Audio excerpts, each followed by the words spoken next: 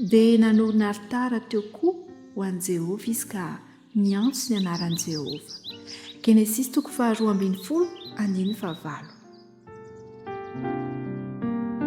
Manoloana fiavian'i Kristy tsy ho ela intsony dia manana didy sika ray aman-dreny amin'ny fanomanana ny zaza ho vonona hitsena ny tompo.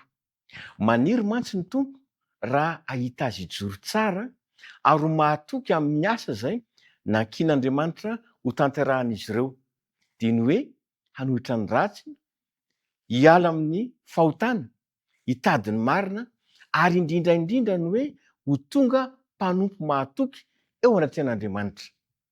Ny olana dia izao, vitsy ray aman-dreny mahatsapa ny mahazava-dehibe izany antsoina hoe fiainam-bavaka izany, ka io ny ohatra tsara tokony omena ny zanaka isan'andro isan'andro. Ilayntsika ray aman-dreny mantsy ny maneho toetra modely azo alainy tahaka, indrindra ahafahan'izy ireo manana toetra hanohitra sy handresy ny fakam-panahy. Adidy lehibe izany ho antsika ray aman-dreny, ampianatra azy ireo foto-kevitry ny fahamarinana, inona ny marina, inona no arahana. Fantatra koa ireo filamatra araky ny Baiboly, inona lazain'ny Baiboly ambaran'ny ten'Andriamanitra ary inona ny tokony atao manoloana izany. Izany rehetra izany no mitambatra dia hanampy ny ankizy sy ny tanora ho tia hanompo an'Andriamanitra.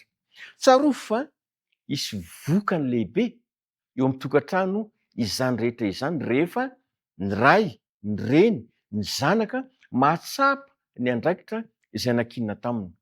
Manomboka eo dia hisy ny antsoina hoe fiainan'ny lanitra ao an-tokantrano.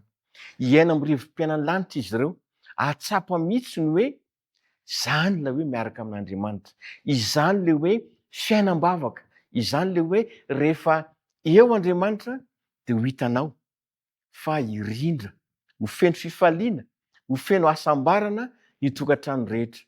Na dia ny tokantranonao io aza dia irin'Andriamanitra hanana izany fomba, hanana izany filamatra, hanana izany modely alainy tahaka avy any an-danitra izany. Irin'ny tompo mantsy raha ny tokantranonao dia ho tokantrano sambatra, tokantrano feno voninahitran'Andriamanitra ary tokantrano paradis-an-tany sahady etỳ an-tany. Sitraka ao ve ny hatoy izany tokantranonao? Asaiko anao hiaraka hivavaka isika. Ray masonao, ankehitriny dia indreto reto tokantrano reto, manana faniriana ny anjakanao, maniry ny itoeranao ka ho rivotry ny lanitra no iainana isan'andro, mpanajana, feno firahalahiana ary feno fankatiavana. Tompo, omany ray aman-dreny, omany ny ankizy, fa ho avy tsy ho ela ianao ka ireo tokantrano reto anie dia tokantrano izay hitsenanao eny amin'ny raholanitra ary andova ny fiainana mandrakizay. Amin'ny anaran'i Jesosy. Amen.